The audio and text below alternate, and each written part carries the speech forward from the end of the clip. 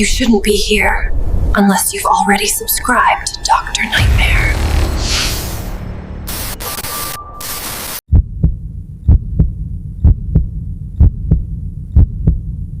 Story 1: The Lost Hiker Who Never Came Back. Allison Myers had always loved solitude. A 24-year-old nature photographer from Portland, Oregon, she often vanished into deep forest trails alone with her camera and a GoPro strapped to her backpack. On October 13th, she set off to hike the secluded Devil's Claw Trail, a notorious path winding through the moss-covered woods of Umpqua National Forest. She'd shared her plans with friends and even posted a short clip that morning on Instagram. "Chasing mist and mushrooms today. See you in a few days." It would be the last time anyone saw her alive. As the sun sank, so did the weather. The Pacific Northwest was unforgiving in October. Rain began to fall, turning the dirt trail into a slick mess.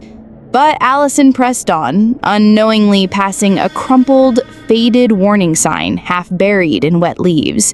It read, "Trail closed, landslide risk." She didn't notice it. Her GoPro recorded muffled breathing, water dripping, and distant, strange rustling.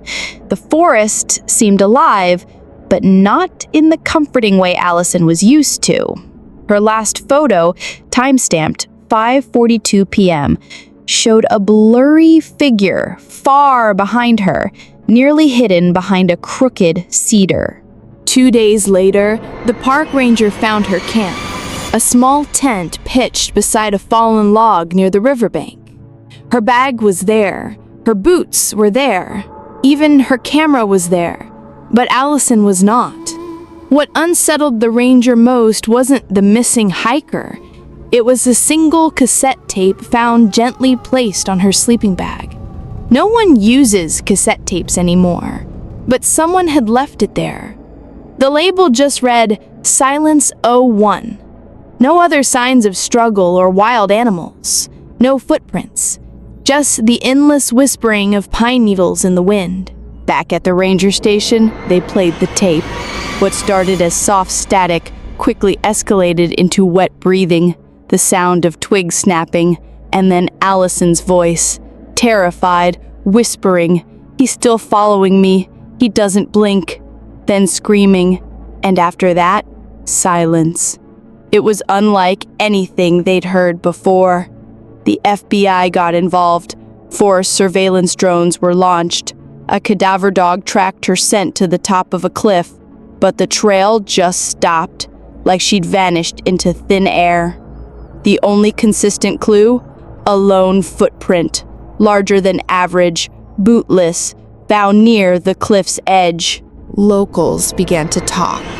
A hiker named Caleb reported seeing a man in an old leather coat with no shoes walking down the road near the Devil's Claw entrance days after the disappearance.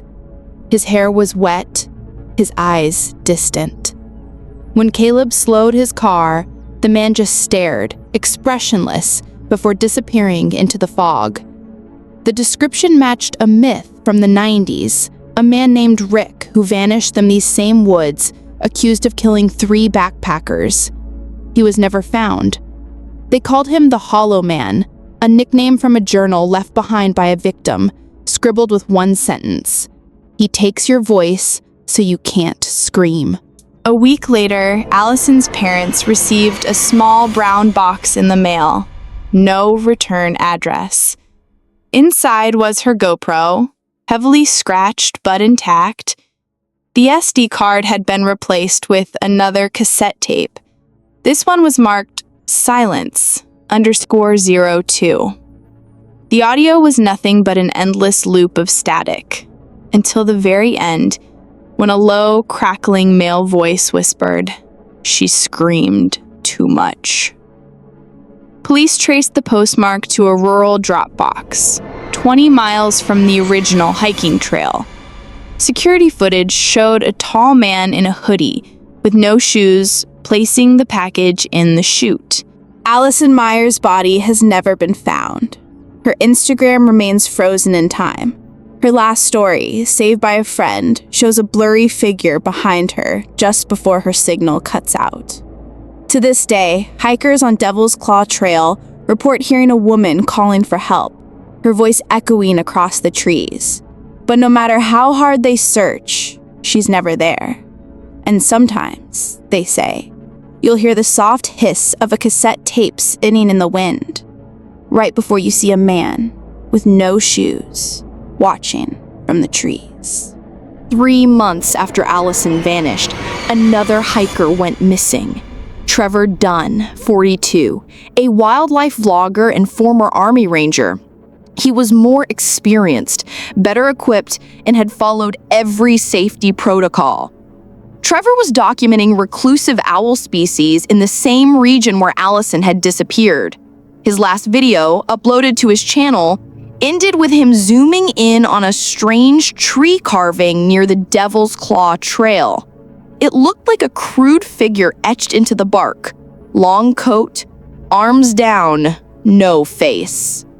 He laughed nervously in the video. "Creepy art! What is this? Blair Witch Forest Edition?" When authorities reviewed Trevor's GoPro, most of the footage was intact. Birds, streams, forest sounds. But in several clips, a distorted shape appeared in the far left corner of the frame, just behind the tree line. Barely visible, blurred by movement. It looked like a tall man crouching or crawling. In one frame, he seemed closer than before. Investigators enhanced the video. It wasn't a bear. It was standing and barefoot. The audio also had anomalies. Beneath Trevor's voice were low-frequency noises, like someone breathing directly into a mic, even though the GoPro was strapped to Trevor's chest, and alone. Locals began reporting strange phenomena around the Devil's Claw trailhead. Hunters claimed their radios would cut out with sudden bursts of static. One man, a retired trucker named Ed Weller, swore he heard a voice on his walkie say, "Don't follow the sound. He makes you disappear." Another heard cassette tape clicks and then screaming on an unused frequency. A group of amateur ghost hunters camped at the base of the trail one night. They broadcasted live on social media.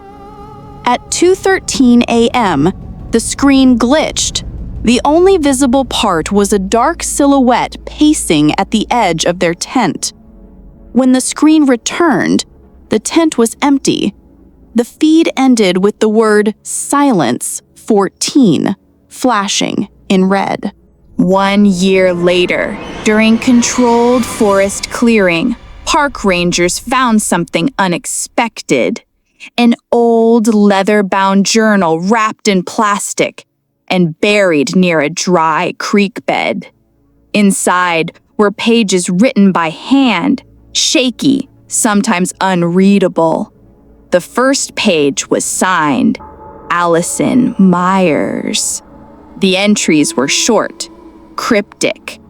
Day 3, he doesn't speak, but he plays the tapes at night. Day 5, I hear my own voice calling me from the trees. Day 8, he's feeding something. I think it used to be human. Day 10, he made me listen. My ears won't stop bleeding. Day 13, I am the tape now. The journal led search teams to a ravine deep beyond the marked trail. What they found was worse than anyone expected. A pit, nearly 10 feet deep, filled with rusted cassette players, bones, torn clothes, and melted tapes. In the center, a wooden mannequin seated upright, with wires running from its head into a tape deck. Carved into its chest, she screamed too loud. When forensics lifted the deck, it autoplayed. The audio was nearly unlistenable. Echoes, distant begging, wet sounds of something feeding. And then Rick's voice. This is not a place, it's a frequency. A former FBI profiler named Dana Wilkes reopened the case unofficially. She proposed something terrifying. Rick wasn't just a killer. He was possibly manipulating sensory frequencies through sound, breaking the minds of his victims before taking them. She compared multiple tapes recovered from the woods and identified something chilling. All of them included the same low-frequency pattern, undetectable by average hearing. She nicknamed it the silence signal. It's not silence. It's subspeech. He's trying to overwrite memory, or maybe overwrite you. Shortly after her podcast went viral, Dana vanished from her hotel room in Eugene, Oregon. The only item left on the bed, a tape labeled Silence 16.